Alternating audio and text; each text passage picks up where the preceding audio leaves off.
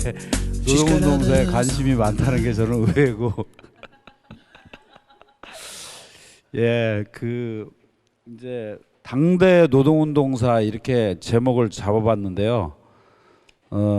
원래 노동운동사가 대체적으로 노동조합이나 이런 데서나 일반적으로는 전태일 열사 분신부터 주로 많이 다루고 뭐 진짜 그 학술적으로 이렇게 다루는 데라든지 이런 데 일제화부터 시작을 하죠. 그래서 노동자 계급이 일제화 어떻게 형성이 되었고 그래서 해방공간 때 전평이 생기고 그게 어떻게 무너지면서 한국노총으로 가고 이렇게 쫙 해서 이제 그 70년에 전태일 열사 분신 이후에 소위 70년대 민주노조 운동이라는 그 얘기는 뭐냐면 한국노총과 다른 운동이 전태일 열사 분신 이후에 비로소 생긴 거죠. 그러다 보니까 이제 전태일 열사를 굉장히 중심에 놓고 이야기하고 그렇게 해서 이제 결국 그 87년 노동자 대투쟁을 통해서 91년에 이제 90년 1월 22일 날 이제 전노협이 생기게 되죠. 그리고 이제 95년에 민주노총이 생기고 이렇게 쭉 이제 대체적으로 보는데 이제 그렇게 가면 너무 길어서 뭐 그러한 내용들이 중간중간에 이야기 도중에 나오겠지만은 저는 79년 그 박정희 전 대통령의 서거 내지는 암살을 계기로 이제 유신 정권이 붕괴를 하고 그 전에 직접적 그 박정희가 김재규라는 자기 오른팔이죠. 당시 중앙정보부장이니까 최고의 권력 실세 중에 실세인데 중앙정보부장한테 이제 10월 26일 날 총에 맞아서 이제 죽는 그 직접적 계기는 부산 마산에서 일어난 그 굉장히 그 큰 시위였거든요. 그래서 그거를 어떻게 할 거냐를 둘러싸고 오른팔은 당시에 대통령 비서실장이었어요. 차지철이라는. 그리고 이제 왼팔, 원래는 자체적으로 중앙정보부장이 오른팔인데 이 차지철이 엄청난 파워를 가시하면서 하고 있었고 김재규가 있었는데 차지철 입장은 뭐냐면은 당시 캄보디아인가 어디서 이제 어떤 저항 운동이 있었나 봐요. 근데 300만을 뭐 탱크로 갈아 죽였다. 뭐 사실인지 아닌지 정확하게 모르겠는데 그런 이야기를 하면서 한 100만 죽여버리면 깨끗이 끝나는데 이렇게 얘기하니까 이제 김재규가 정치를 제대로 하셔야지 이렇게 되면 안 됩니다. 그러면서 먼저 이 버러지 같은 놈 하면서 이제 차지철을 쏘고 박정희를 쏘고 이렇게 하는 직접적 얘기는 이제 부산 마산에서 일어난 민중들의 큰 투쟁, 굉장히 그 폭력적으로 가요. 그러니까 파출소를 불태우고, 그러니까 유신헌법이라는 게 그 헌법에 대해서 비판만 해도 그 유죄가 되고 심지어는 무기징역 사형까지 가는 긴급조처 구호라는 엄청나게 무시무시한 법이 있는데 수많은 그 부산의 그 학생들이 발단이 됐어요. 부산대 학생들의 시위가. 그러면서 이제 여러 그 노동자들이라든지 많은 사람들이 이제 가세를 하면서 밤이 되니까 이제 파출소가 불에 타고 이런 이제 박정희 타도 유신 철폐. 그러니까 뭐 이거 어마어마한 사건이죠. 당시에 그렇게 촘촘히 법으로 제약을 해놨는데 그렇게 되면서 이제 어쨌든 박정희가 그 측근들 간의 암투 속에서 이제 김재규의 총에 맞아 죽고 하지만 김재규는 나름대로 자기가 정승화라는 육군 참모총장을 이제 데리고서 권력을 잡으려고 했으나 너무나 어설프게 제가 다큐를 나중에 한번 소개해 줄게요. 그 과정을 쭉 그려놓은 다큐멘터리가 있는데 그러면서 이제 박정희의 양아들이었던 전두환이 12월 12일 날 쿠데타를 일으켜서 권력을 이제 찬탈했다고 그러죠. 그렇게 되는 과정에서 서울의 봄이라는 엄청난 또 학생들의 시위, 그다음에 사북에서 노동자들이 그 어용노조한테 엄청나게 당해오다가 이제 민주화됐다 이런 분위기를 타서 이제 싸움을 하는 과정에서 이제 굉장히 큰 충돌이 벌어져요. 그래서 탄광은 특성상 다이너마이트가 있잖아요. 그런 걸 갖고 무장을 하는 그런 상황까지 가는 그게 어떻게 보면은 광주 항쟁의 어떠한 징후를 보여줬다 이렇게 볼 수 있는데, 그러다 결국은 5월 17일 최근에 이게 이제 올해가 35주년이죠. 5월 17일 날 전국적 계엄을 때렸는데 이미 학생운동의 주력이 있었던 서울은 학생운동가들이 쿠데타의 빌미가 될 수 있다 이러면서 다 숨어버렸어요. 근데 이제 광주에서만 그 시위가 이제 진행되는 과정에서 엄청난 과잉 학살이 진행이 되고 이러면서 이제 어쨌든 여러 가지 이유가 있지만 광주가 해방구로 가는 그런 엄청난 사건의 발단이 10월 26일 날 있었던 어떤 그 박정희의 죽음과 연관이 있는데, 왜 노동운동사를 거기서부터 시작하는가?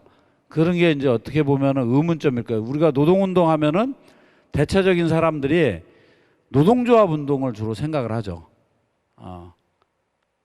그거는 지금은 너무나 당연한 이야기가 됐어요. 그래서 민주노총 이야기라고 대충 생각을 하시죠. 그리고 뭐 철도노조, 현대자동차 노조 이런 생각을 하는데, 불과 30년 전에는 노동운동은 혁명운동의 굉장히 중요한 운동이었어요. 그래서 노동운동하면 혁명운동을 빼고서 노동운동 이야기하는 건 오히려 이상한, 즉 마시간 운동을 얘기하는 사람이야말로 혁명과 노동운동을 떨어뜨려 놨죠. 근데 30년 만에 이제 노동운동을 이야기하면서 혁명운동을 얘기하면 이상한 세상이 된 거죠. 지금 상황은. 물론 20년도 그러니까 95년 이후에 이미 민주노총이 뜨면서 그렇게 되다시피 했으니까 어떻게 보면 굉장히 일찍 우리의 노동운동은 혁명운동과 결별을 한 셈이라고 볼 수 있죠. 그렇기 때문에 제가 이런 제목을 잡았을 때 좀 의아해 하실 분들이 있을 것 같아요. 근데 이제 제 입장은 이제 너무 그 웹자보에 세게 나가는 것이 불편해서 그래서 당대 노동운동사 이렇게 했는데, 사실은 제 관점은 여전히 혁명운동과 노동운동은 함께 가야 되고, 큰 의미의 혁명운동 안에 노동운동은 대단히 중요한 운동으로 구성 요소로 들어있는 것이지, 혁명운동과 결별한 노동운동의 미래, 노동운동의 운명은 현재 우리 한국의 노동운동이 그대로 증명하고 있다. 그야말로 민주노총 소속 조합원이 80만이라는데 자기 소속 조합원들이 지금 어떤 처지에 있고, 싸우는 노동자들이 어떻게 고립돼 있고, 그래서 연일 그 자살로 계속 가고 있는 그런 상황이 제 관점에서는 혁명운동과 결별한 노동운동의 운명이다, 저는 그렇게 생각합니다. 그래서 어떻게 보면 제 이야기는 이제 지금 이 시점이, 특히 2008년 미국 월스트리트발 세계 금융위기가 도래한 지금 시기야말로 다시 노동운동과 혁명운동이 밀접한 관련을 맺어야만이 이 어려운 상황을 헤쳐나갈 수 있는 굉장히 중요한 길이다, 이렇게 보기 때문에 이러한 연관성 속에서 제가 제목을 한번 잡아봤습니다. 그래서 이제 제가 그리고 이제 당대 노동운동사 하면서 굉장히 제목을 세게 잡았어요. 여기 들어오는 자 모든 희망을 버려라 그랬는데, 아니 모든 사람들이 희망을 얘기하는 세상에 희망을 버려라. 그래서 아마 저 웹자보가 우리 또 대표님이 여기저기 많이 그 살포를 해갖고 저를 알지만 저를 별로 안 좋아하는 사람들은 얘가 요즘 왜 이러지?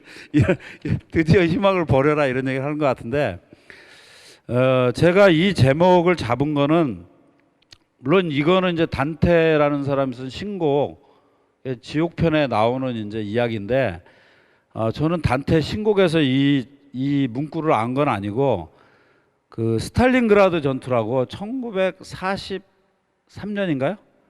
어쨌든 그 즈음에 있었던 독일과 소련 간에 너무나 잔혹하게 짝이 없는 전쟁이 있어요. 그러니까 그 도시 이름이 이제 원래는 칼리닌인가 그랬는데, 스탈린이 이제 대원수가 되고 소련에서 이제 최고 통수권자가 되면서 도시 이름이 이제 스탈린그라드가 된 거죠. 이런 건 참 안 좋은 것 같아요. 그리고 러시아의 아주 유서 깊은 도시인 피터스부르크라도 불리는 여기도 혁명 성공 직후에 레닌그라드라고 별칭으로, 이름이 완전히 바뀌었었죠. 붕괴되니까 당연히 다시 페테르스부르크로 다시 돌아왔는데 어쨌든 히틀러 부대가 바쿠라는 유전지대를 장악하는 데 있어서 스탈린그라드는 그렇게 중요한 도시가 아니었어요. 그냥 무시하고 가면 되는 도시였고 그랬는데 그 히틀러가 저 이름이 마음에 안 든다. 스탈린이라는 이름이 마음에 안 든다. 그래서 저 도시를 박살내고 가라. 그래갖고 이제 결국은 박살내기는커녕 그게 무덤이 됐어요. 그 히틀러의 무덤이 되고 말아요 결국은. 근데 이제 거기에 그 소련이 만든 그 독일 포로들을 엄청 잡았는데 거기에 이제 포로 수용소에 있는 이렇게 아치 있잖아요. 이렇게 영화 이런 데 보면 거기에 이게 쓰여져 있었다고 그래요. 그러니까 이제 독일 애들이 소련이 2차 세계대전 당시에 뭐 군인 민간인 합쳐서 한 2,700만 명 정도가 죽었다고 그래요. 그러니까 어마어마하게 죽었는데 그 중에 상당수는 독일이 죽였겠죠. 그랬는데 그 잡아온 놈들의 길을 꺾으려고 이 단테 신곡에 있는 걸 어떻게 알았는지 갖다가 했던 용어인데 굳이 이 용어를 제가 쓴 거는 이 스탈린그라드 전투가 벌어지는 이 시기라는 게 그 제가 보는 입장에서는 1차 세계화 시기가 있습니다. 그러니까 대체적으로 그 영국의 산업혁명에서부터 시작돼서 1차. 근데 우리는 영국의 1차 산업혁명만 많이 생각하는데 사실 굉장히 중요한 거는 2차 산업혁명입니다. 그러니까 1차가 주로 증기기관 중심의 혁명이었다고 한다면 여기는 내연기관이라든지 중화학공업, 그래서 사실 통신이라든지, 그래서 이거는 하나의 어떤 2차 산업혁명의 토대로서 대단히 중요했지만 세계가 와장창 바뀌면서 현재의 모습과 IT만 빼면 거의 유사한 모습이 창출된 건 2차 산업혁명이고 여기에 의해서 엄청난 생산력의 발전이 일어납니다. 통신의 혁명도 일어나고 화학, 중화학 공업을 통해서 비료라든지 이런 걸 통해서 생산력, 농업 생산력도 엄청 높아지고 그랬는데 인류는 엄청난 대참화에 시달리게 됩니다. 그러니까 오히려 인간의 노력에 피땀 흘린 노력에 의해서 발전된 생산력이 오히려 인간들의 처참한 상황을 몰고 가는 그러한 어떤 시기가 1914년 8월, 즉 독일이 프랑스를 침공한 1차 세계대전의 사실상 출발점이 되는 거죠. 그래서 1945년 일본이 패망하는 8월 15일까지 약 31년간 중간에 이제 뭐 1918년에 1차 세계대전이 끝나게 되죠. 그리고 37년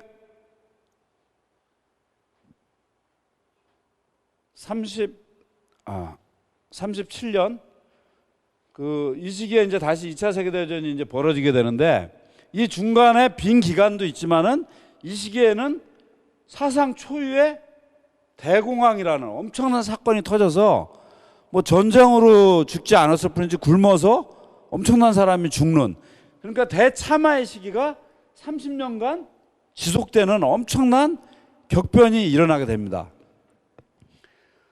이 과정에서 이제 어떤 스탈린그라드의 전투도 그 정점에서 벌어진 진짜 끔찍하기 짝이 없는, 영화로도 여러 번 만들어졌을 거예요.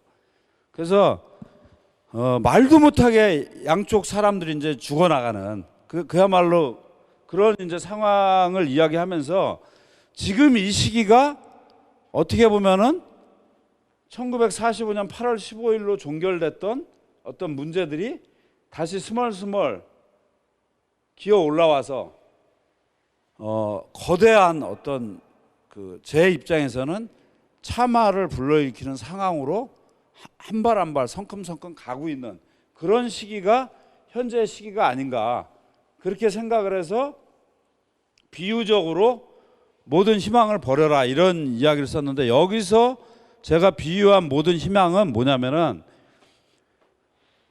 그런 거 있죠. 개혁, 개량. 그리고 얼마 전에 막스 꾸미날레가 17회 막스 꾸미날레가 있었는데 거기에 주요 주제가 일상혁명이더라고요. 그래서 거의 모든 한국의 어떤 진보 진영이라고 불리는 그런 진영들은 아래로부터의 작은 변화, 내가 중심되는 작은 변화, 이런 것들이 마치 좋은 세상을 가져올 수 있는 것 같이들 생각을 해요. 물론 저도 이 일상에서의 어떤 많은 노력, 자그마한 노력은 너무나 소중하다고 생각을 해요. 그래서 이 중랑 민중의 집에서 저도 운영위원으로 활동하고 있지만은, 하지만 이것만 갖고는 도저히 해석이 할래 할 수가 없고 감당할 수 없는 어떤 세상이 한 발 한 발 우리 앞으로 다가오고 있는 상황에서 여기에 희망을 걸어서는 안 된다. 근데 지금으로부터 1914년이니까 100년 전이네요. 딱 100년 전에도 이런 어떤 일상에서의 혁명, 작은 개혁, 개량으로 사회가 바뀔 것 같이 환상을 유폐했던 사람들이 있습니다. 그러한 어떤 부분에 의해서 분명히 다른 방향으로 인류의 역사가 진행될 수 있음에도 불구하고 인류는 대참화에 31년간 시달리게 됐던 거죠. 그 시기가 이미 1907년, 이 당시에는 세계 운동은 제2인터내셔널이라는 어떤 사회주의자들 조직이 굉장히 크게 구성이 돼 있었어요. 근데 이 조직이 1907년 슈투트가르트라고 이제 독일의 도시가 있는데, 여기서 제2인터 대회를 여는데, 여기서 채택된 게 곧 제국주의 간의 전쟁이 일어날 것 같다. 아무래도 그렇게 됐을 때 우리 노동자들은 같은 노동자, 프랑스 노동자, 독일 노동자가 프랑스 노동자를 공격할 이유가 뭐가 있냐. 그래서 우리는 자국 정부, 즉 독일 노동자는 독일 자본가와 그 정권을 향해서, 프랑스 노동자는 프랑스 자본가와 정권을 향해서 싸우자. 그래서 혁명을 일으켜서 세계적으로 사회주의 혁명 어떤 정권으로 세상을, 자본주의를 끝장나고 가자. 이런 결의를 1907년부터 모일 때마다 맨날 했어요. 했는데 실제 돌아가서는 그 임금 인상, 처우 개선, 이런 것만 계속 매달린 거죠. 그것도 이미 어떤 직장에 있는 사람들, 지금 민주노총 상황 생각하시면 돼요. 그런 어떤 실업자라든지 어려운 상황에 있는 사람들은 다 배제하고 이런 양상으로만 계속 가게 된 거죠.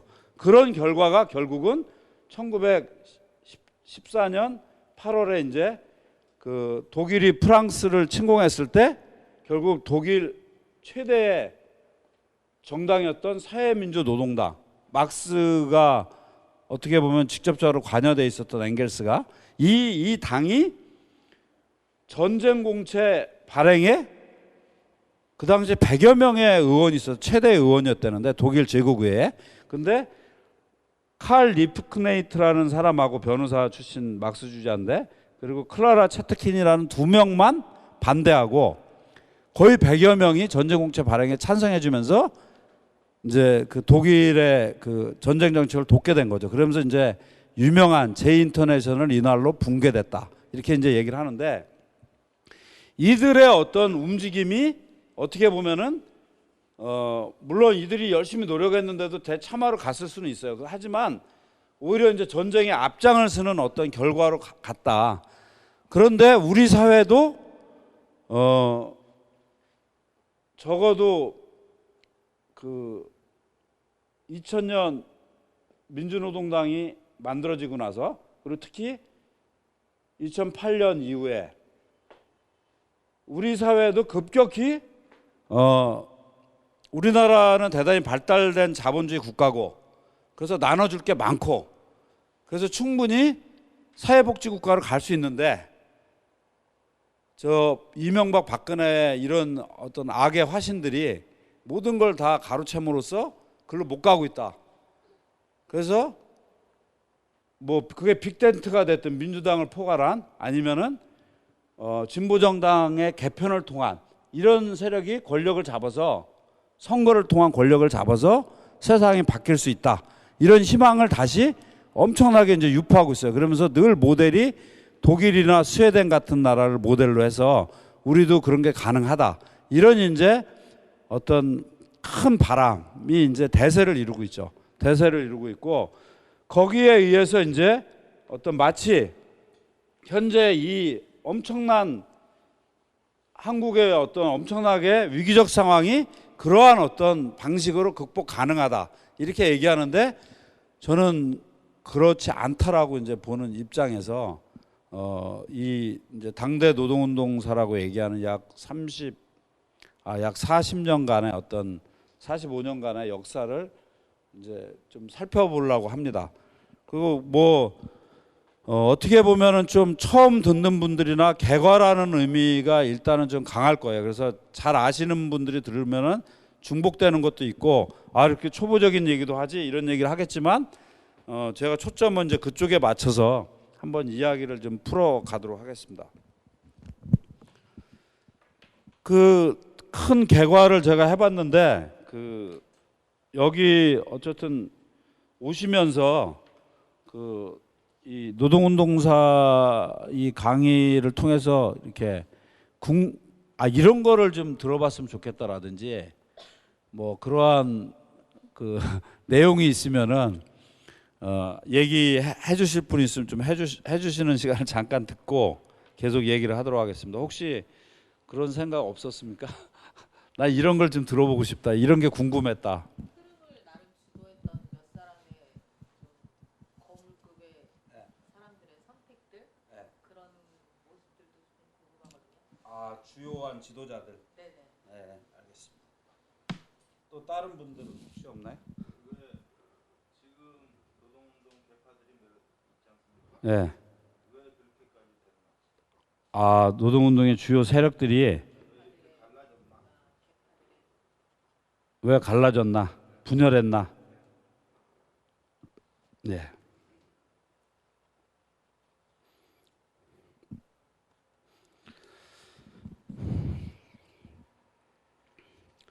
그래서 제가 어쨌든 다른 이야기 없으면 계속 이야기들을 풀어보도록 하겠습니다. 그래서 아까 말씀드린 대로 이제 제가 느끼는 문제의식은 거의 없더라고요. 저도 이제 노동운동과 관련된 자료를 이 당대 노동운동과 관련된 걸 찾아봤는데 통사식으로 쭉 쓴 거를 출판된 거는 그 전노엽 청산에 대하여라는 책이 있어요. 후마니타스에서 나온 김창우라는 분이 쓴 건데 그거는 주로 90년에 그렇게 대단하게 발족한 전노엽이 이분은 95년 민주노총의 출범을 전노엽 정신이 청산된 걸로 이해하고 있어요. 즉 덩치는 커졌지만 후퇴했다 이렇게 보는 거죠. 그 이후에 지금까지 온 거는 너무나 정해진 코스다. 근데 너무 이제 노동조합만 중심에 놓고 있어요. 관점이.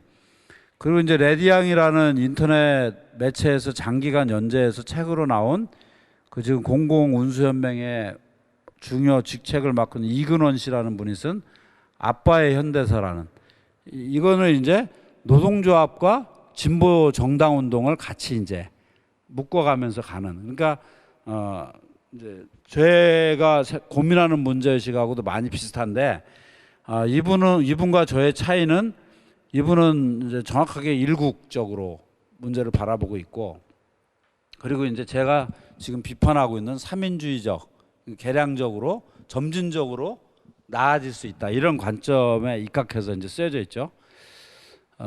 그 정도가 아마 좀 당대 노동운동과 관련돼서 노동운동 내지 혁명운동 관련돼서 나온 책자가 아닐까. 자기 관점을 갖고 그러니까 자료야 뭐 전노엽 백서라든지 민주노총에서 그런 거 굉장히 많은데 단행본으로 나름대로 이제 저제 뚜렷한 주관을 갖고 쓰여진 건 그 정도고 전노엽 청산에 대하여 2006년인가요? 그 굉장히 아주 리얼하게 우리는 민주노총으로의 변화를 굉장한 발전으로 이해하고 있지만은 사실은 전노엽의 대단히 중요한 정신들이 다 이제 무너진 거다. 그래서 그 이후에 민주노총의 과정은 이 시기 전노엽이 어떻게 전노엽 정신 청산돼 가고 그 허울 때만 멀쩡한 민주노총으로 갔는가. 그 시기를 정확하게 보면 민주노총의 운명은 드러난다. 이제 이런 관점에서 그분은 나이가 저보다 한 10살이 많고 굉장히 오랫동안 부산 지역에서 노동운동을 하신 분인데 늦게 이제 그런 걸 규명해 보려고 이제 그 대학원을 가서 석사학위 논문의 제목이고 그걸 책으로 이제 후마니타스에서 나온 거죠. 그리고 이제 뚱딴지 같이 유시민 씨가 최근에 무슨 나의 현대사인가 그래갖고 아주 그 재기발랄하다고 좋게 표현하면 재기발랄하고 나쁘게 표현하면 좀 오만한 책을 하나 썼더 내가 좀 대로 쓰는 거야 이러면서 내가 느낀 게 역사지 뭐 이러면서 아주 근데 아주 그거는 거의 좀 보기가 좀 민망한 수준의 그런 거. 그래서 그만큼 없어요. 이 당대사와 관련된 게 거의 지금 없더라고요. 그래서 저도 이제 이번 과정을 경과하면서 좀 출판의 가능성은 있을지 모르겠지만 제가 워낙 글재주가 없어서 정리는 좀 해보려고 그렇게 생각을 하고 있습니다. 그래서 이제 이 강의 소개에 나갔듯이 노동운동을 일국적으로 본다는 것은 너무 한계가 뚜렷하다. 그래서 전 지구적 관점 이런 측면에서 노동운동사를 좀 개괄할 필요가 있지 않는가. 그래서 이제 아까 그 뚱딴지 같이 왜 1차 세계대전을 전후한 시기가 왜 나오냐. 그런 게 이제 이러한 문제의식 속에서 연관이 있는 거죠. 그래서 지금의 노동운동의 어떤 침체 내지 지금의 어떤 굉장히 뭐랄까 붕괴된 상황을 해나가는 것도 국제적 어떤 시야와 전망, 연대 이런 걸 통해서 가능하지 어떤 뭐 합종연행하고 뭐 이런 걸로는 불가능하다. 이제 이런 입장 속에서 좀 고민을 좀 풀어 가려고 합니다.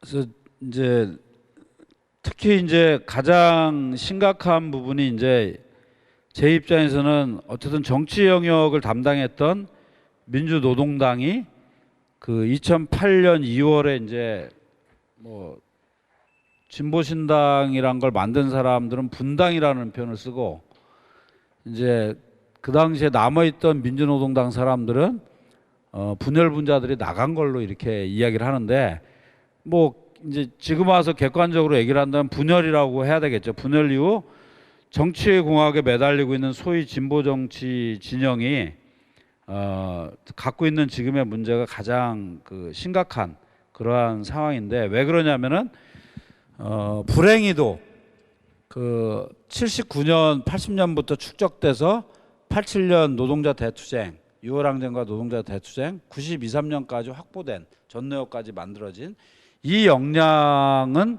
2000년에 민주노동당을 만들어서 2008년 분열하는 과정에서 다 까먹었어요. 그러니까 이제 곡간인의 열심히 농사지어서 채워놨던 거죠. 근데 그 이후에 민주노동당 만들고 나서는 농사는 안 짓고 있는 곡간만 계속 털어갖고 다 먹은 상태예요. 근데 뭐 있다고 자꾸 얘기하면서 다시 모이면은 곡간에 쌀이 다시 찰 거라고 얘기하는데 쌀은 이미 없다는 거죠. 제가 보는 그 얘기는 뭐냐면은 새로운 투쟁과 새로운 전망으로 새로운 역량들이 만들어져야만이 어떠한 정치든지 다시 재개가 되는 거지. 이 명망과 몇몇이 합종연행을 한다고 해서 없는 곡간의 쌀이 다시 나올 리는 없다. 그래서 우리가 흔히 쓰는 표현 있죠. 아무리 바빠도 바늘을 허리 메어서 쓸 수는 없는 거죠. 침착하게 돋보기를 끼고라도 귀에 넣어서 꼬매야 되는 거지. 근데 지금의 2008년 이후에 지금까지 양상은 그런 양상이다. 거기에 다 춤추고 있다. 또는 이제 제가 볼 때는 한국의 지배계급은 그 전까지는 그래도 말이 여러 가지가 있었지만 김대중이라는 사람이 DJP 플랜, 즉 산업화 세력과 민주화 세력이 함께 대한민국이라는 선진국을 만든 거다. 그래서 박정희의 어떤 죽은 박정희를 완벽하게 다시 살린 사람은 다른 사람이 아니에요. 김대중이에요. 이 92년 대선에서 김영삼한테 패배하고 나서 정계 은퇴를 선언합니다. 김대중이 정계 은퇴를 선언하고 영국을 가요. 영국 가 있을 때 많은 참모들이 글로 왔다 갔다 하죠. 아주 그 부지런하게. 그래서 어떤 계기에 정계 은퇴를 번복할 것인가. 그래서 멋지게 번복해서 돌아오죠. 그리고 요번에도 또 낙마를 안 하려면 거의 나이가 있기 때문에 마지막이다시피 한데 어떻게 해야 되냐. 그래서 만든 이론이 그 산업화 세력과 민주화 세력이 이 그 세계 유일하게 식민지를 겪고 전쟁같이 겪은 나라를 OECD 반열을 올렸다. 그래서 이제 박정희라는 사람을 사실상 완벽하게 부활을 시켰죠. 그래서 박정희의 최측근인 JP와 김종필과 손을 잡고 정권을 잡은 거죠. 그리고 그거를 이제 좀 더 김대중이라는 사람이 일단 권력을 잡고 자기가 진짜 그럴 수 있잖아요. 단수가 높아서 일단 잡는 거는 산업화 민주화해야만 잡으니까 잡은 다음에 자기의 평상시 지론인 대중경제론 그 사람이 옛날에 만든 그걸 통해서 대중을 위한 경제를 할 수도 있었을 거예요. 예를 든다면 가능성이 얼마나 될지 모르고 하지만 IMF가 절묘하게 겹쳤죠.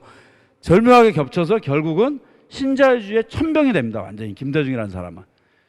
그리고 그걸 그대로 이어받은 게 노무현이고 그래서 FTA는 제가 얘기하지만은 기차기를 내고 그 기차를 가동시켜서 물건을 운반한다. FTA라는 물건을 그러면은 김대중 노무현 때 그 전혀 개척되지 않은 어떤 예를 들면은 그 서울에서 속초까지가 전혀 철도가 없었어요.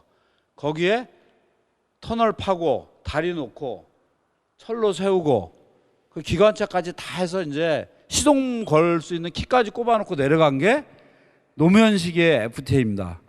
그리고 그걸 이제 시동 걸어서 가려고 하니까 이명박이 노무현 FTA와 이명박 FTA는 다르다 이렇게 얘기를 했는데 그 얘기를 제가 굳이 하는 거는 김대중이라는 사람이 권력을 잡은 이후에 민주당이라고 불리는 지금 새정년이라고 불리는 세력은 지배계급의 한 축입니다.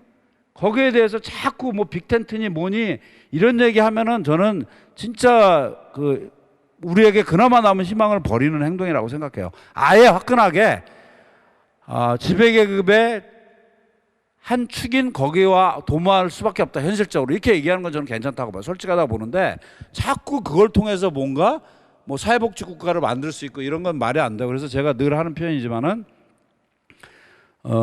우리나라 지배계급에서 저 새누리 계열은 직구라고 생각하면 돼요. 좋은 투수가 있을 때 직구만 던지면 얻어맞잖아요. 커브를 섞어 던져야만이 타자들이 나가 떨어지잖아요. 그랬을 때 이 새정년 계열은 전형적인 커브 영역이 불가한데 이걸 다르게 자꾸 해서 적대화시키는 이게 이제 제가 어떻게 보면은 우리 운동이 대부분이 뭐 노동운동이 왜 이렇게 됐냐 그러면 정규직 이기주의 때문에 그렇다 뭐 어쩌고 저쩌고 그런 게 되게 많잖아요. 근데 저는 그것도 대단히 중요한 거지만은 이런 어떤 전망의 상실이 그러한 어떤 고착된 작은 차이들을 극복하지 못하게 하는 결정적인 어떤 부분으로 작동되어 온 게 아니냐. 그래서 이 어떤 그 우리가 이제 상당히 대립시켜 놓고 있는 박정희와 김대중이라는 인물이 어떻게 동전의 양면같이 97년, 98년을 경과하면서 묶여 있는지. 근데 그걸 갖다가 새정년 계열이나 이런 사람들은 선악구도로 박근혜가 특히 악의 화신인 박정희의 딸 박근혜가 대통령이 된 이후로는 저쪽은 악의 덩어리고 이쪽은 선의 세력으로 계속 묘사하는데 이런 방법으로는 그러니까 이제 진보 정치도 차악이다 이러면서 이제 이 새정년하고 뭔가를 도모해야 된다. 그래서 새정년이 지금 벌이는 2, 3년간의 과정은 진짜 징그럽게 짝이 없는데 그래도 다시 한번 이렇게 가는 계속 되풀이되는 것이 우리의 그나마 남은 역량을 지금 심각하게 고갈시키고 있다. 저는 이제 그렇게 생각합니다.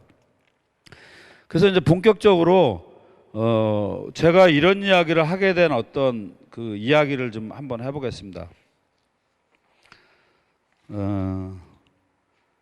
저는 지난번에 제가 여기서 이제 동아시아를 뒤흔든 역사적 사건들이라는 어떤 강의 때도 안중근이라는 사람이 굉장히 얼굴이 천의 얼굴이다.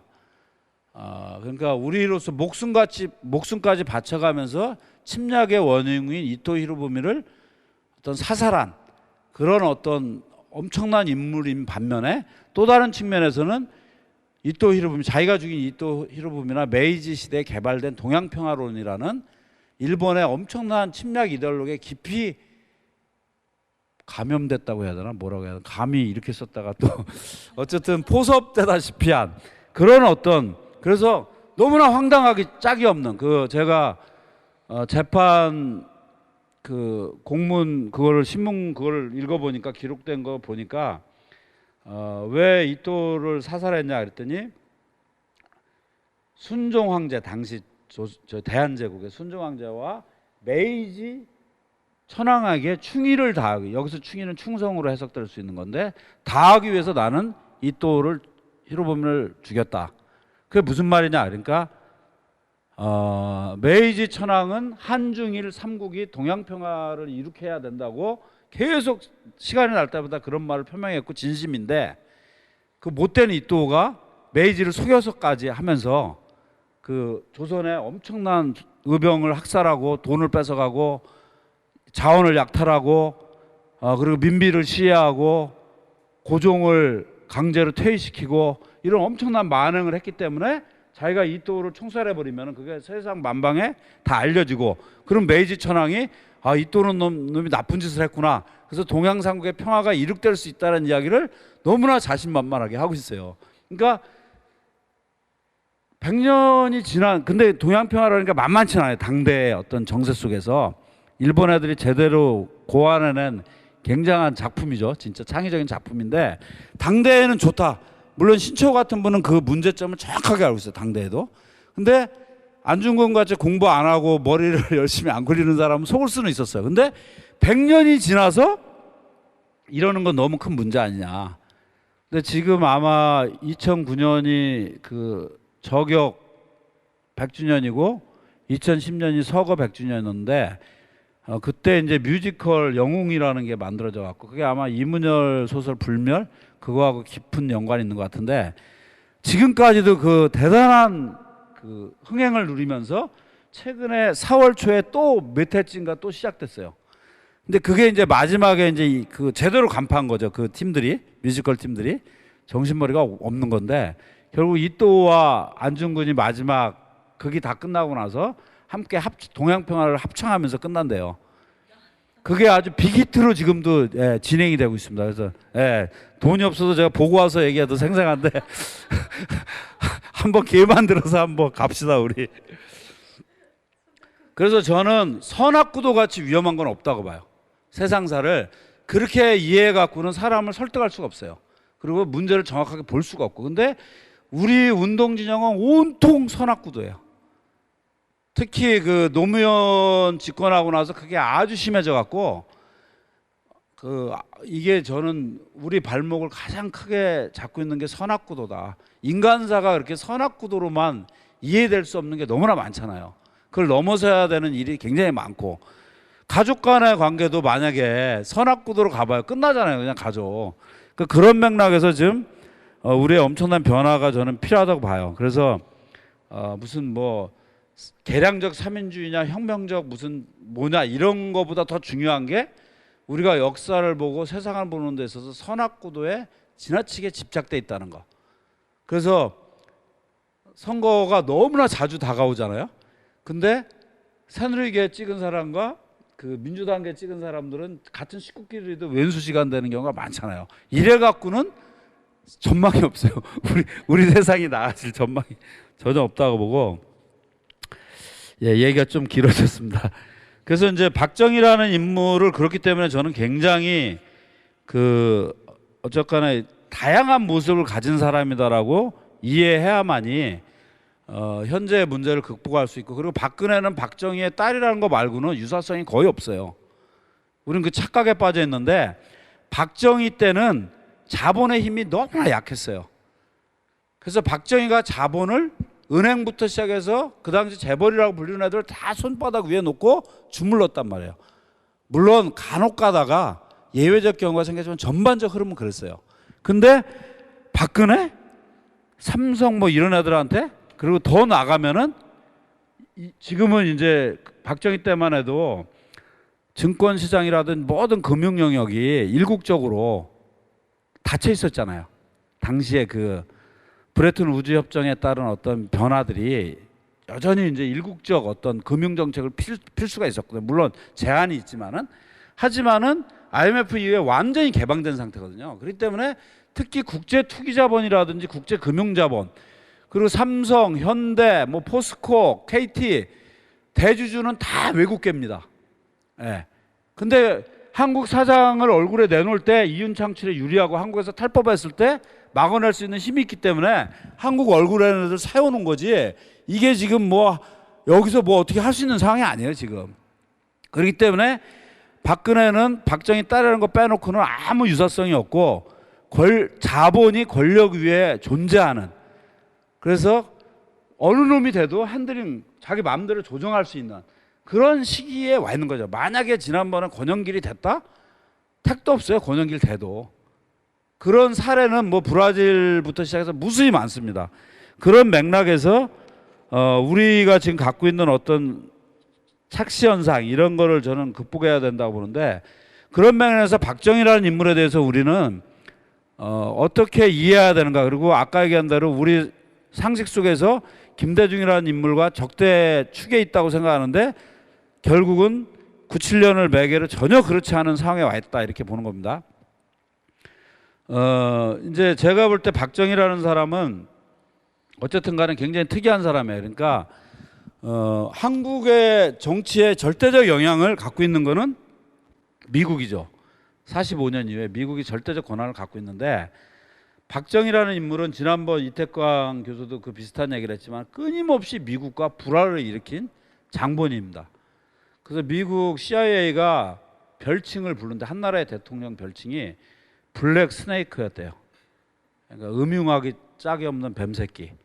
그러니까 늘 괴물이었던 거죠. 그걸 지난번에 이태광 교수가 정확하게 찝어서 우리는 친미주의자 이렇게 계속 이해하고 있지만은 그자가 미국과 나름대로 괜찮은 기간은 월남전 진행돼서 우리가 파병한 한 65년에서 71, 2년 요 시기만 상호 좀 믿음이 그나마 존재했었고, 그 전, 그 후, 특히 그 후 유신을 해나가는 그 과정, 즉 그 미국이 베트남전에서 패배에 몰리고 미국의 어떤 세계 지배력이 급격히 약화되면서 중국을 파트너로 삼는 닉슨의 이제 핑퐁 외교죠. 그런 걸 거치면서 대만과 이제 박정희 가치가 뚝 떨어지거든요. 그거에 대한 역대응이 어떻게 보면 유신이라고 볼 수 있는데, 그 이후에는 급격히 악화되죠. 그래서 뭐 형식은 김재규라는 사람이 죽였지만은 그 밑에 깔려 있는 어떤 움직임이라는 거는 박정희와 그 카터 행정부라고 불리는 미국의 엄청난 갈등, 이런 것들이 베이스에 깔려 있다는 거. 그게 무슨 뭐 미국이 김재규를 사주해서 죽였다 이런 명확한 증거는 없지만 큰 흐름은 그건 배제할 수 없다 이렇게 이제 볼 수 있을 것 같아요. 이 박정희의 등장과 그가 굉장히 과장되고 분칠해서 신화화돼 있지만 모든 여론조사에서 뭐 최고의 대통령 하면은 1위고 자랑스러운 한국인에도 거의 1위급에 올라가는 그 이유는 어떻게 보면은 그 이제 제가 이렇게 뻥일 수도 있는데 오늘 이렇게 또 고견을 가지신 분들이 많아서 이 얘기했다 나중에 저기 혼날 수도 있는데 제가 이걸 써놨으니까 일단 얘기를 할게요. 그러니까 제가 볼 때는 임진왜란 이후 더 올라가면은 세종이 죽고 나서 이 한반도의 어떤 지배층이라는 거는 전략이라는 게 없었던 것 같아요. 전략. 이 국가를 어떻게 이 강대국의 틈 속에서 어떻게 한번 그 보란 듯이 한번 잘 나가게 하겠다. 이런 전략이라는 게 사실상 원하던 원치 않던 부재했던 것 같아요. 그랬는데 그건 해방 이후에도 마찬가지였죠. 한국 전쟁과 그리고 이승만이라는 사람의 행태들, 그리고 4.19를 통해서 권력을 잡은 장면이나 윤보선 이런 사람도 그런 게 거의 존재하지 않았죠. 그래서 세계 최빈국의 상태였고 그 과정에서 이제 1961년 5월 16일 날 수천 명의 그 군인들이 그래서 이제 한강을 건널 때 아까 얘기했던 차지철이라는 사람이 왼쪽에 맞나? 오른쪽에 박종규라고 이놈들이 번갈아서 청와대 경호실장을 한 거죠. 그래서 진짜 박종규가 경남대 어떻게 보면은 마산 경남대 실질적 적인데 그 동생이 이제 그 이사장인데 마산 땅을 걸을 때 갑자기 박종규 땅을 안 밟고 걸을 수가 없을 정도로 엄청난 놈인데 초대 이제 경호실장이 된 거예요. 얘가 그 쿠데타의 주범들이죠. 그리고 왼쪽에 차지철이 있었던 건데 수천 명으로 이제 권력을 잡았어요. 근데 처음에 주한미 대사와 주한미군 사령관은 이 쿠데타를 용인하지 않았어요. 근데 몇 시간 만에 미국 백악관에서 인정한다. 이제 그러면서 이제 쿠데타가 성공을 하게 되는 거죠. 그렇게 되고 나서 이제 권력을 틀어진 다음에 이제 곧바로 이제 미국을 방문하게 돼요. 그래서 이제 케네디를 만나러 가는 거죠. 근데 이제 아마 그 사진이 제가 본 게 맞을 텐데 이제 진짜 그래서 블랙 스네이크라고 그랬나? 선글라스 비슷한 거 끼고 이렇게 기 안 죽으려고 케네디한테 이렇게 발 올리고서 막 이제 이렇게 좀 개겨보는 그런 장면이 나오는데 그 직전에 일본을 하루인가 짧게 방문하고 가요. 이게 굉장히 포인트죠. 거기서 지금 아베의 외할아버지인 기시 노부스케라는 엄청난 인물이죠. 그래서 2011년인가 그 기시 노부스케와 박정희라는 책이 나왔어요. 거기서 이제 그 귀태? 그 박근혜 되자마자 누군가가 그 귀태라고 태어나서는 안 될 어떤 상스럽지 못한 불길한 이런 의미래요. 그걸 박근혜한테 써갖고 한번 난리 난 적이 있어요. 그 용어가 그 기시 노부스케와 박정희라는 책에서 이제 나온 건데 강상중이라는 그 제일 교포 이제 학자랑 뭐 현무아닌가 누가 쓴 건데 이제 그 기시 노부스케가 이제 소위 만주 인맥 일본군의 만주 인맥과 계획 경제 만주라는 데가 그러니까 대공황 직후에는 모든 나라들이 계획 경제로 가요. 그러니까 미국 뉴딜도 그런 거고 그전의 자본주의는 초기 축적할 때 자유국가라고 하는데 자유방위국가라는데 그건 새빨간 거짓말이죠. 칼 폴라니 저작에 의하면 엄청난 폭력이 동원돼서 초기 자본 축적과 노동자 분리가 이루어지잖아요. 그러고 나서는 경제 개입을 안 하는 식으로 한동안 가요. 그걸 이제 폴라니는 악마의 맷돌이라고 하죠. 모든 걸 다 갈아 마시면서 돌아다니다가 결국 29년 대공황이 터지니까 경제에 너도나도 다 개입하죠. 그래서 이제 우리가 흔히 얘기하는 나치즘 같은 경우에는 소유권은 자본가한테 놔둬요. 하지만 경영권을 나치당이 장악하죠. 그래서 장사해서 자본가한테 이윤 뗄 거 떼고 주고 소비에트 모델, 소련 모델은 사적 소유를 철폐한 거죠. 그래서 국가가 관리하는. 그리고 뉴딜은 여러 가지 사회복지 정책이라든지 통화 정책 이런 걸 통해서 과거의 어떤 자유시장을 제한을 가하는 이런 방식으로 자본주의가 이제 변화를 하게 됩니다. 그때 일본 역시 마찬가지로 계획 경제를 굉장히 강하게 추진하고 특히 만주는 그런 이제 특성을 지니고 있는데 뭐 실제 기시 노부스케와 박정희는 일제 때 만날래야 만날 수 없는 격차가 너무나 큰 인물이었대요.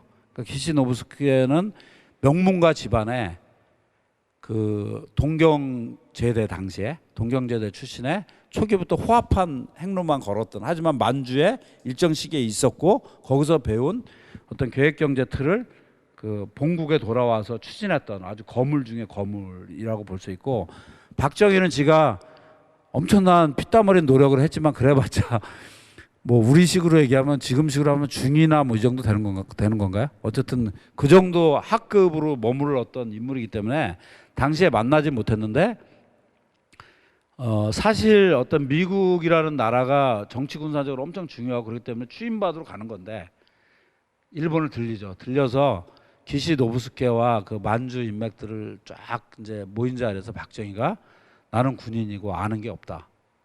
하지만 그 메이지 유신의 어떤 그 지사들 그런 표현을 써요. 걔들은 지사 일본식 표현이죠. 모르겠어요. 그래서 이제 그들이 단시간 내에 그 일본이라는 나라를 선진국 반열에 올린 그건 내가 알고 있다. 그래서 내가 그런 길을 가려고 하니까 도와달라. 이런 이제 그래서 막 감격했대요. 완전히 그 이제 그 이승만은 이제 일본에 대한 적대 정책을 계속 일관했죠. 미국이 계속 협정 맺으라도 안 하고 그렇게 하면서 이제 결국은 최근에 뭐 백년 전쟁이라는 민족문제연구소에서 나온 첫 번째가 이승만 편이고 두 번째가 박정희 편인데 박정희 편의 핵심이 박정희가 경제개발의 어떤 그 엄청난 수훈갑으로 묘사되어 있는데 그게 아니다. 박정희는 끊임없이 자기중심적으로 한국 경제를 이상한 방향으로 끌고 가려고 그랬는데 케네디 정부가 혁명 예방 차원에서 그 프로젝트 그게 무슨 프로젝트지? 하여튼 프로젝트를 진행해서 한국의 경제 발전을 이룩하게 해준 거다. 박정희는 거기에 방해자에 불과했다. 이렇게 이제 묘사가 돼 있어요. 근데 제가 보고 진짜 깜짝 놀랐어요. 근데 그 조회수가 몇백만이에요. 근데 제가 볼 때는 그거는 거의 맞지 않고 박정희는 어떻게 생각을 했냐면 모든 어떤 그 메이지 이런 걸 생각했을 때 초기 자본 축적이 필요하고 기술이 필요한데 없는 나라에서 이제 그 나가려면은 그걸 이제 그 일제가 우리를 그 침략했던 36년간 피해 보상 그걸 이제 청구권 협상이라고 그러죠. 근데 이제 저도 요번에 이제 공부하면서 알았는데 샌프란시스코 협약 그러니까 이제 일본이 그 항복한 건 45년 8월 15일이지만은 그 이제 전쟁이 끝나고 나면은 그 협상을 맺잖아요. 종전 협상을. 그게 51, 2년도에 이제 샌프란시스코에서 미일 간에 종전 이걸 맺게 되는데 한국은 한국 전쟁 중에서 거기 참가를 못 해요. 그래서 적용 대상이 아니에요. 그러니까 예외적으로 이제 그 박정희가 그런 식으로 아까 얘기한 그리고 미국이 뭐 뒤에서 이렇게 해갖고 청구권 협상이라는 걸 해갖고 액수가 총 몇 억 불이지? 금방 봤는데 당시로 8억 달러 그러니까 무상 그다음에 그 저리 차관 그리고 민간 차관까지 합쳐서 약 8억 달러가 이제 청구권 자금으로 오게 되는데 그건 어마어마한 액수입니다. 그러니까 당시 일본이 갖고 있는 모든 외환 보유고였다고 하고 8억 달러가 그리고 우리 총생산의 4분의 1이었대요. 그러니까 이제 정식 전쟁 배상 국가가 아닌 상황에서는 어마어마한 이제 보상을 받았고 그걸로 포철부터 시작해서 다 이제 하게 된 거죠. 지하철까지 이제 서울 지하철까지 이것과 다 연동이 있어요. 그러니까 이제 그렇게 되면서 기본적인 어떤 자금을 확보해서 아까 제가 임진왜란 이후에 한국 지도자 중에 어떤 그런 그랜드 플랜이라고 할 수 있는 게 없었는데 박정희는 그것이 어쨌든 간에 잘못됐든 잘됐든 간에 한번 우리도 잘 살아보세요로 가겠다는 그런 걸 딱 내놓고 밀어붙인 거죠. 하지만은 당대에는 그렇게 큰 성과는 없었어요. 그 무역 역조에서 계속 벗어나지 못했고 왜냐하면은 이제 그 유신 전에는 경공업 외에는 안 됐던 거죠. 왜냐하면은 중화학공업은 현대 중화학공업은 무기로의 전환이 바로 가능해요. 그러니까 예를 들면은 뭐 불도저를 잘 만드는 놈들이 탱크와 대포 만드는 건 아무 일도 아니에요. 그러니까 그런 식으로 그리고 배를 잘 만드는 놈이 전투함 만드는 건 아무 일도 아니고 그러니까 이런 식으로 구성되어 있기 때문에 중화학공업과 관련돼서는 굉장한 통제 그래서 경공업, 가발, 의류 뭐 이런 거 중심으로 유신 전에는 구축이 돼 왔어요. 근데 이제 미국이 딱 그 미중 협약을 맺으면서 이제 이렇게 소홀히 취급하는 과정에서 소위 중화학 입국화를 이제 하게 되는데 그걸로 만들어진 공단이 이제 창원기계공단이 유명하죠. 영남공단이 다 그때 만들어진 건데 박정희는 이제 그렇게 생각한 거죠. 그래서 친일 인맥과 연관을 해서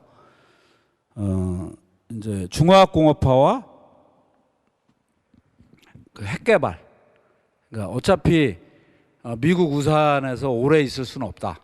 그걸 이제 나름대로 생각을 한 거죠. 그걸 통해서 이제 돌파를 하려고 했던 거죠. 그 그러니까 자기가 롤 모델로 삼고 있는 메이지 유신에 버금가는 유신을 해서 우리도 잘 사는 나라를 만들어 보겠다는 그런 어떤 그걸 밀어붙이고 갔던 거죠. 그거를 그 과정에서 이제 엄청난 그 절차의 위반 그리고 민주주의가 철저히 배제되는 과정에서 일어나는 엄청난 부패 스캔들의 연이은 폭발, 뭐 그다음에 정인숙 사건 등을 통해서 나타나는 도덕적 타락들, 그리고 그런 걸 막으려고 언론을 통제하면서 엄청난 학생운동과 언론을 통제하면서 엄청난 고문, 그다음에 터무니없는 조작 사건 이런 걸 통해 갖고 이제 엄청난 후유증을 만들어내는 끝이 결국 그 부마항쟁으로 자기의 고향 비슷한 동네에서 엄청난 투쟁이 터지게 되고 그거를 진압 방식을 둘러싸고 왜 민감했냐면은 아마 세계적으로 그 조용했는데 한국만 시끄러웠으면 그렇게까지 예민하지 않았을 거예요. 근데 이미 78년에 니카라과에서 40년 소모사라는 40년 독재 정권이 봉기에서 붕괴했어요. 그다음에 그 79년 1월에 이란 팔레비 정권은 30년 독재했어요. 여기도 붕괴했어요. 봉기에 의해서. 그 이란은 아직까지 안 돌아오죠. 미국 입장에서는 이때 이탈해서. 그리고 박정희가 18년째 했어요. 근데 이제 그 위기감 속에서 이러다가 붕괴되는 거 아니야? 이런 위기감을 둘러싼 그래서 강원 양파의 대립이 이 국제적 베이스를 깔고 엄청 심각했다는 거. 그리고 그때가 이제 중동 전쟁 여파에 따른 2차 오일 쇼크 상태였어요. 예를 들면 지금 휘발유가 1,500원인데 약 4,500원으로 뛰어버린 거죠. 그래갖고 무리에 무리를 거듭해서 중화공업을 육성해 놨는데 이게 다 주저앉은 거죠. 그래 그 타격을 이제 부산 마산 여기가 이제 직접적으로 얻어맞으면서 이제 터져 나오게 된 거죠. 부마항쟁이. 이제 그런 과정을 통해서 이제 죽었지만은 근데 이게 또 신화화의 한 계기가 돼요. 이 사람이 살아갖고 어디 하와이나 도망가고 이승만 같이 그랬으면 이 격이 진짜 떨어지는데 한국은 죽은 사람에 대한 그런 게 있잖아요. 감옥 간 사람과 죽은 사람에 대한.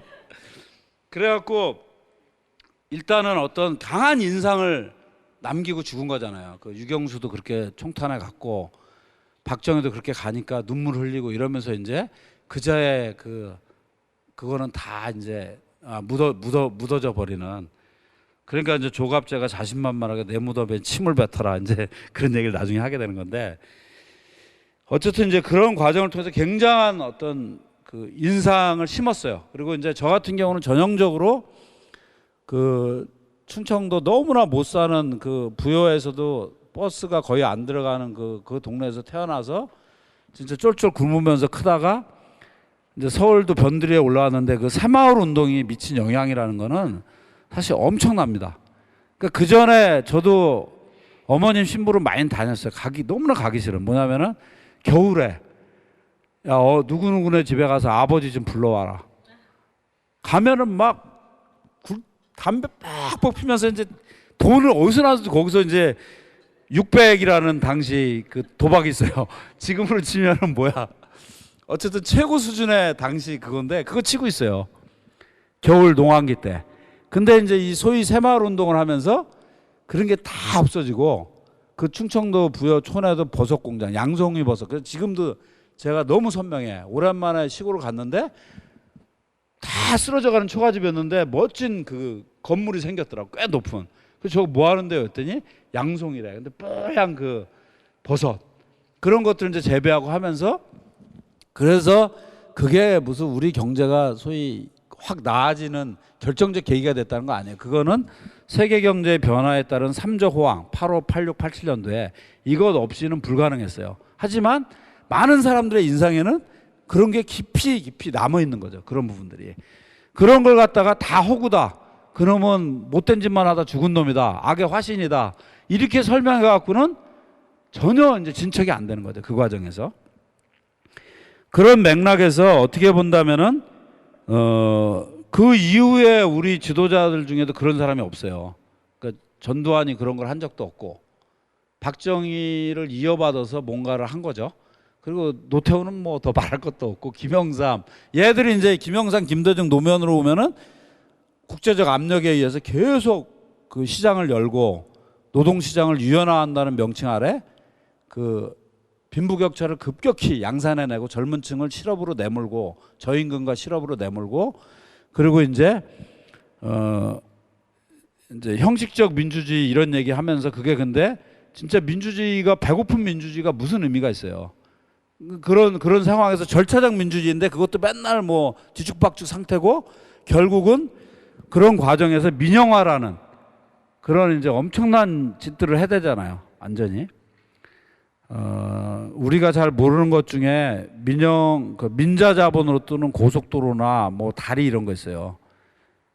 그리고 저기 철도, 지하철 이런 거 그거 어마어마하게 비싸고 그 민자한데 거기에 또 너무나 저리로 돈을 꿔주고 그 수익이 발생 안 되면은 다 땜빵해 줍니다. 그래갖고 이 짓이 다 김대중 노무현 때 다 일어난 거예요, 소위.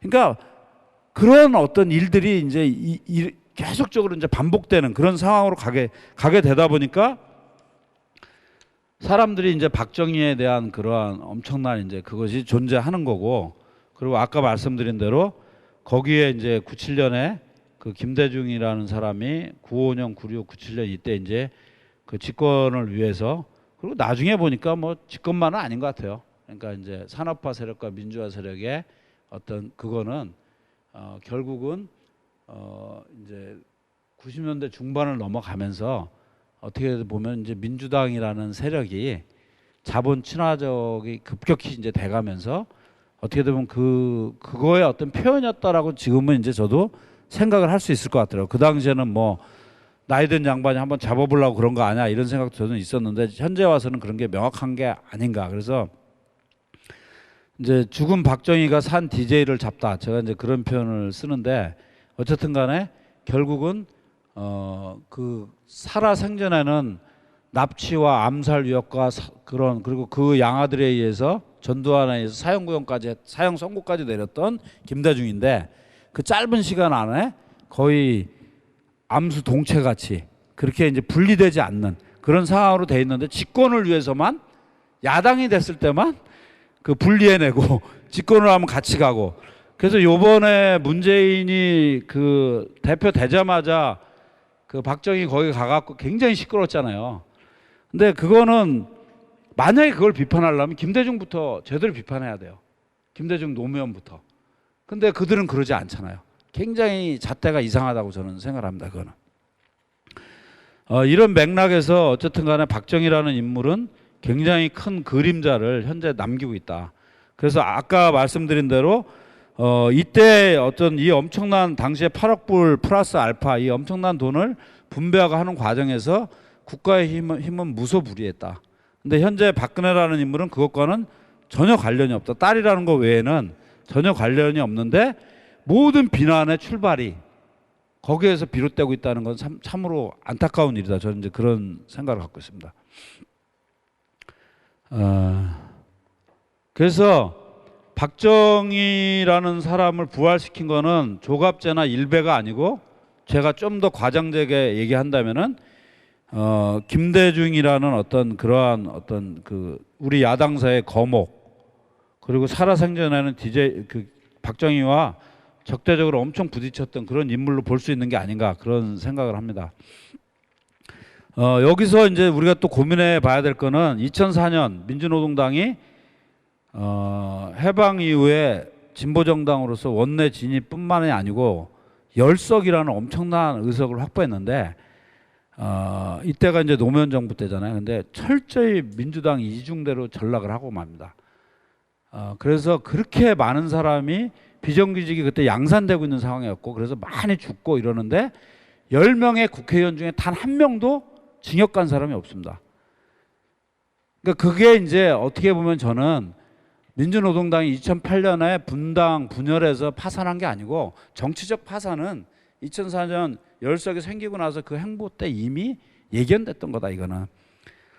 그런 맥락에서 좀 저는 그 현재 진보 정치라고 불리는 부분에 현재 갈짓자 행보의 출발은 여기서 찾아져야 된다. 이런 의식 갖고 백날 해봤자 새로운 어떤 흐름이 만들어지는 것은 불가능하다고 보고 나중에 다른 시간 때 좀 더 얘기했지만은 히틀러와 바이마르 공화국, 독일의 바이마르 공화국을 엄청 우리는 이렇게 뭔가 대립된 것으로, 그래서 완벽한 민주주의 구현체인 바이마르 공화국이 너무나 많은 민주주의를 부여해서 독재를 막지 못했다. 그게 또 서양 정치학에서 굉장히 중요하게 다룬 테마인데 전혀 아니라는 거죠.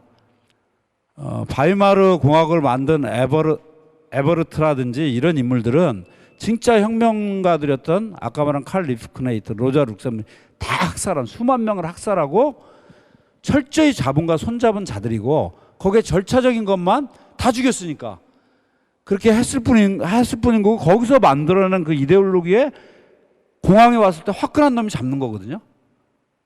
뻥이 훨씬 센 히틀러가 잡은 거죠.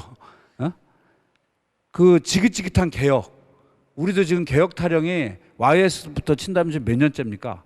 93년부터 친다면은 2015년이니까 22년째 개혁 타령인데, 마키아벨리라는 사람이 유명한 말을 했어요. 그러니까 개혁은 혁명보다 어렵다. 왜냐?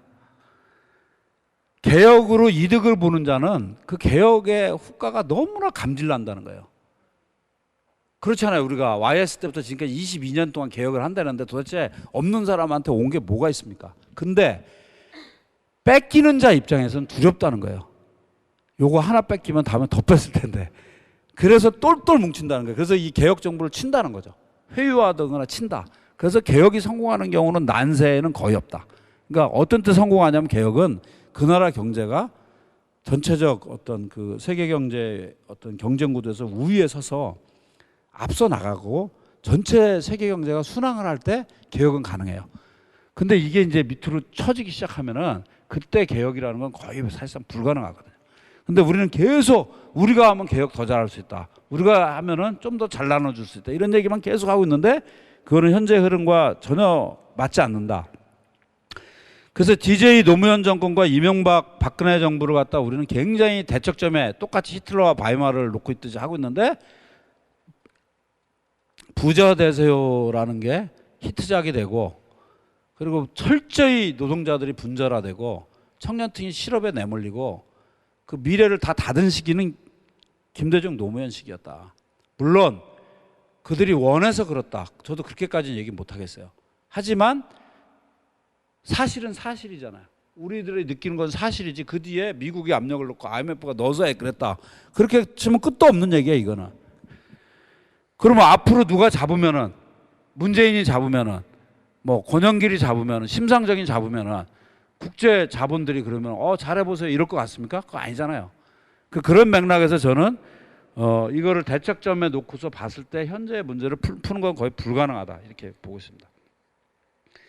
그래서 오늘은 제가 어쨌든 간에 큰 앞으로 진행될 얘기의 맥락, 그리고 우리 운동이 어떻게 이렇게 되는 과정에서 지금 가장 큰 문제인 현재 문제를 보는, 특히 세월호 문제가 이런 문제를 더욱더 감정적으로 가중시킨 것 같아요. 그 문제를 명확하게 못 보고 이제 너무나 끔찍한 참사기 때문에 거기에 대한 분노와 억울함과 막 이런 불신이 이제 박근혜한테 다 엎어지면서 근데 이제 알고 보면은 이제 이명박 때니 뭐 노무현 때 그러한 선박법이니 뭐니 다 바뀐 거 아니에요. 근데 이제 이걸 뒤집어 씌워서 이제 그 2% 부족했던 거를 어떻게든지 문재인이 증거를 또 반전시키려니까 그것까지 이제 저는 결부돼 있다고 보거든요. 그러니까 너무나 과잉되게 선악구도로 밀고 가고 있는데, 이거는 문제를 전혀 풀 수 없는 그런, 저는 이해가 돼요. 저기 문재인과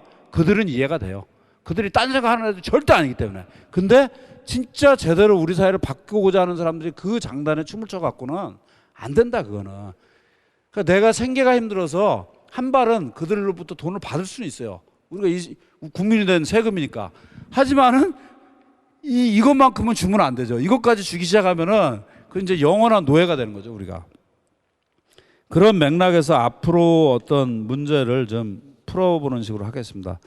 그래서 오늘은 시간이 제가 떠들다 보니까 1시간 10분밖에 안 된대. 많이 얘기한 것 같은데. 예. 네. 분량. 그래서 어쨌든 제가 크게 개괄할 내용은 말씀드렸고, 앞으로 이제 이런 부분을 보다 노동운동과 밀착시키고 그리고 큰 사건들 아까 말씀하신 대로 그런 그게 오히려 제가 더 잘하는 영역인데 그런 사건 흥미진진한 사건들과 묶어서 왜 우리 운동이 이런 상황에 처하게 되었는가 이거를 앞으로 좀 풀어가도록 하겠습니다. 그래서 지금까지 한 내용 관련해서 다른 이견도 좋고 뭐 나는 생각이 이런 생각이 있는데 여기에 얘기하고 싶다 이런 분들 있으면은 얘기해 주시기 바랍니다. 잠시 안 쉬어도 되겠죠? 네. 앞으로 강연 때 실명, 범용 이런 거 다 합니까? 예, 다 합니다. 노골적으로 뭔가 하라는 무언의 압력을. 녹음해서 올려주시나요? 이게 요거 같은 경우는 사실은 이제 내용이 좀 이제 외부에 일반 공개하기는 좀 힘들 수도 있겠다는 생각이 좀 들어요. 비공개로. 굉장히 좀 이제 이렇게 센 내용들을 제가 좀 일부러 개인적으로 부탁드린 것도 있고 제가 오늘 이렇게 많이 오셔서 깜짝 놀란 이유 중에 하나가 좀 굉장히 세게 부탁을 드렸는데 이렇게 많이 오시면 이렇게 세게 될까 걱정인 거였거든요. 개인적인 건 건데 예, 그거는 제가 이제 좀 보고 문제될 만한 거는 좀 생각을 해가면서. 이제 저는 개인적으로는 그냥 생각된 대로 세게 해주시고요. 여기 오신 분들에게만 제가 하는 건 난 세게 해요. 내가 이거 하면서 나 스스로 검열할 수는 없고. 공유 부분은 여기 오신 분들은 제가 나중에 명단 받아가지고 따로 공유 드리도록 하겠습니다. 예. 그거 선생님하고 좀 얘기를 해봐가지고 공유 드리도록 하겠습니다. 다른 이견들이 없습니다. 이거 되게 센 얘기인데. 그러면 부산, 마산, 부산 시위대 사북에 대한 얘기도 따로 해주시고. 그렇죠. 이제 그래서 제가 이게 이제 제가 원래는 4월인가부터 하기로 돼 있었는데 계속 저한테 일신상에 일이 많아갖고 5월을 넘기면 안 된다 이런 강한 압박을 받아서 일단은 이제 이런 내용으로 가겠다고 했는데 이제 진행되는 과정에서 계속 이제 변화가 일어날 수 있으니까 그 점은 좀 양해해 주시기 바랍니다. 이 책이 이제 조갑재라는 인물이 그나마 좀 이렇게 관점을 떠나서 빠릿빠릿하던 시절 87년에 이제 낸 책이에요. 근데 사실은 79년 이 사건이 터질 때 부마에서 궁정동 암살까지 궁정동의 어떤 저격까지 일어나는 어떤 시기에 취재 파일을 갖다가 조금 정리해서 87년에 낸 건데 제목이 6.5예요. 6.5. 그러니까 이제 이때 이제 10월 26일 밤에 궁정동 안가에서 심수봉과 또 한 명은 누구죠? 탤런트라는데 정모죠. 예? 그 노래를 듣는 과정에서 이제 총 맞아 죽은 건데 그 다음날 새벽에 뿌려진 어떤 호해가 6.5로 이렇게 나오거든요. 그걸 이제 조갑재가 따서 책 제목으로 잡은 거죠. 여기는 이제 나중에 그 조갑재하고는 많이 다른 모습들이 볼만한 내용이 상당히 많습니다. 그래서 한번 꼭 보시면은 박정희라는 인물이 어떤 인물인지 좀 이해를 할 수 있는 부분이 많을 거예요. 그래서 다음번에는 이제 부마에서 이제 그 박정희의 죽음 그리고 그 서울의 봄 사북 광주 항쟁으로 이어지는 어떤 특히 이제 아무래도 광주가 중요하겠죠. 광주가 중요하게 다뤄질 텐데 그리고 아까 말씀드린 대로 78, 79, 80년은 세계 정세가 굉장히 요동치고 있었다는 거 그런 것과 우리도 밀접한 관련이 있었다. 그리고 그 광주 항쟁의 어떤 교훈이 굉장히 큰 어떤 그 이후의 운동의 어떤 그 방향타가 되거든요. 왜 광주에서 항쟁이 일어났으며 그리고 왜 학생들은 미리 다 도망갔고 우리가 흔히 얘기하는 이제 지금 얘기하면 비정규직 노동자라든지 실업자라든지 이런 사람들이 끝까지 총을 들었는가 그리고 왜 광주는 학살당하는데 다른 데서는 연대 시위가 일어나지 못했는가 이런 전반의 문제를 어떻게 풀 것인가를 둘러싸고 80년대 운동 이론이 만들어지게 되고 거기에는 이제 놀랍게도 1910년대 러시아 운동 모델과 조직 모델, 투쟁 형태 이런 것들이 도입됩니다. 하지만 오래 가지는 않죠. 수입해 쓰다가 아닌가 봐 이러면서 바로 버려버리고 다른 밀수입을 또 하기 시작하죠. 네, 어쨌든 그걸 이제 다음번에는 다루도록 하겠습니다. 또 얘기가 없으세요? 야, 이 논란이 좀 돼야 재밌는데 우리 그 없어요? 이병희 동지는? 뭐 아는 게 없어서. 그래도 흥행을 위해서 좀. 12.12 사태 거기서부터 시작한 건가요? 아니 그러니까 부마에서 그 이전은 어떻게 정리해 주실 거예요? 그건 다음번에 봅시다. 오늘 한 거 관련돼서 얘기해야 되니까 전혀 도움이 안 되는. 아니 작년 정권이나 이럴 때도 노동운동이 있잖아. 아 그래서 초반에 얘기했듯이 그렇게 거슬러 가면 이제 너무 심각하니까 그 굉장히 길어지잖아요. 그리고 물론 이제 이야기를 하면서 어떻게 보면은 일제화 이제 우리 운동도 이제 거명이 되고 뭐 계속 그렇게 왔다 갔다 합니다. 하는데 그렇게 시간 순서로 가기에는 저 원래 그런 거 좋아 안 하고. 그냥 궁금해서 새마을 운동은 어떤 운동인가요? 그럼? 아까 얘기하지 않았나? 아니 얘기를 하셨는데. 그러니까 제가 느낀 경험으로는 일단은 새마을운동 자체만 떼어낼 수는 없고 아까 말씀드린 대로 박정희라는 인물은 그것이 뭐 좋은 의미든 나쁜 의미든 허황되든 말든 그랜드 전략이 있었다. 국가를 어떻게 개조해서 어떻게 선진국으로 가겠다라는 그런 뚜렷한 목적이 있었고 그걸 뭐 물불을 안 가리고 밀어붙이는 그런 건 명확하게 존재했다. 그리고 그 조직 장악력이라든지 이런 게 보통이 아니었고 그런 걸 갖고 이제 밀고 간 거죠. 그게 모델이 있었나요? 아니 그래서 이제 새마을운동도 그러한 영광고리 속에서 의미부여를 해야 되는데 뭐 모든 나라가 자본주의화하는 과정에서 핵심은 저임금 노동력을 확보해야 되거든요. 그래서 이제 경공업이야말로 저임금의 노동 집약적 산업이라고 해서 많은 노동자가 필요한. 그러려면은 시골에 있는 그 과잉된 인구, 농토는 별로 없는데 막 애들 많이 낳을 때 아니야. 칠공주집 막 8명, 9명 막 이러던 시절에 그 부분을 도시로 몰아내야 된단 말이죠. 그래야만이 저임금의 거대한 집안이 생기고 그래야 경공업이 가는데 그것과 밀접한 연관이 있었던 거죠. 그래서 이제 뭐 일단은 가장 핵심이 뭐 지분계랑 이런 건 뭐 그렇고 그런 거고 그거야. 가장 핵심이 경지 정리.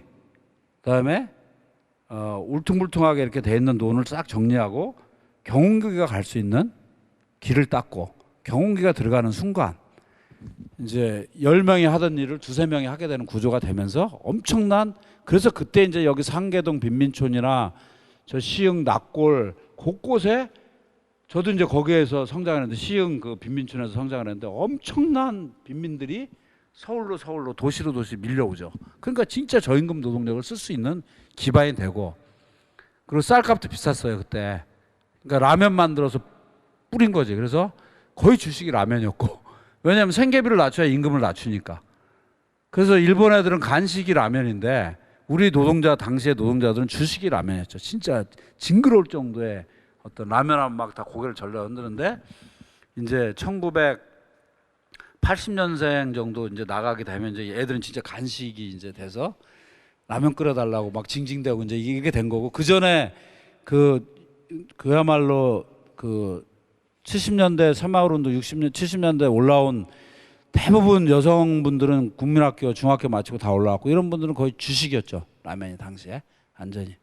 그러니까 그렇게 해서 이제 저임금의 광범한 인프라를 만들어 갖고 이제 그 소위 그 단가 생산 단가를 낮춰서 이제 미국에 이제 의류, 가발 막 이런 거 엄청 팔아 제끼면서 이제 초기 축적을 하는 그런 과정의 중요한 요소가 새마을운동이라고 볼 수 있는 거죠. 그리고 그 과정에서 아까 말씀드린 대로 그것이 공문구에 그치진 않았다. 지금 뭐 박근혜 창조경제니 노무현 때 김대중 때 일어나는 일들이 대중적으로 뭔가 뭘 동원하든 간에 동원해서 그걸 들어가서 나온 게 거의 없어요. 구호로만 늘 존재했고. 근데 새마을운동은 그렇지는 않았다는 거죠. 그리고 생생한 기억이 이제 통일교 사건인데 그 당시 필리핀은 엄청난 선진국이었대요. 그래서 장충체육관도 걔들이 와서 지은 거고 우린 기술력이 없어갖고 저 실내체육관을. 예, 그랬는데 거기에 미국이 주도해서 그 소위 녹색 혁명을 일으키는 그 연구소 이런 게 있는 거죠. 그러니까 그 벼라든지 이런 거 이제 개발 거기에서 이제 개발한 게 통일벼인데 빨리 자라고 그리고 나달이 훨씬 많은 거죠. 그래서 그걸 보급하는데 이거 밥맛이 너무 없다 이거지. 일부 농민들이. 그래서 우리는 옛날 그 아키바리 그 일본 애들이 갖다 놓은 거 그걸 재배하면은 중앙정부에 끌려갔어요. 그래갖고 그 당시 그 실화들이 굉장히 많아요. 그렇게 밀어붙이는 거죠. 그리고 온통 통일벼. 근데 진짜 밥맛은 없어요. 어찌보면 허기를 달래는 그런 보릿고개가 있었던 시절이니까 그게 먹힌 거죠. 그런 것들이. 그러니까 그런 맥락에서 굉장히 큰 영향을 사실상 미쳤어요. 그때 새마을운동이랑. 근데 어떤 아까 말씀드린 대로 그러한 국가 전반적 자본주의와 문제와 관련해서는 비로소 우리는 그때서야 그 농민층 분리, 그러니까 영국에서 16세기, 17세기에 일어난 게 우린 1967년도에 일어났다. 아주 세게 얘기한다면 그렇게 그런 사건으로 이제 새마을운동을 볼 수 있는 게 아닌가. 근데 요즘 뭐 일요일 날 TV 보니까 코이칸과 걔들이 그 뭐 캄보디아 뭐 어디 해갖고 아프리카 어디 해갖고 그 새마을운동 수출하러 가서 막 엄청난 대우를 받고 막 이러고 있더라고 거기 가서. 그래서 이제 수출 상품이라는 표현 내지 수출 그것까지 된 명품이라고까지 얘기하는데 그거 현실적으로 얼마나 대단한지 모르겠는데 TV상에는 진짜 멋있게 나오더라고요. 근데 그런 걸로 간 건데 우리 내부적으로 냉정하게 얘기하면은 그 농민층을 분리해서 저임금 구조를 창출하는 것이 굉장히 중요했다. 그렇게 볼 수 있을 것 같아요. 그때는 뭐 진짜 박정희는 하면 한다였던 것 같아요. 그러니까 아까 말한 통일벼 사건도 있고 그다음에 그 산하 제한 둘 만나 잘 살자 해갖고 막 그것도 얼마나 불도저식으로 밀어붙여갖고 그러니까 모든 걸 그런 식으로 했던 것 같아요. 그러다가 부러진 거죠. 10월 26일 날. 예, 그러면은 다른 질문 없으면은 마치도록 하겠습니다. 예, 수고하셨습니다. 네.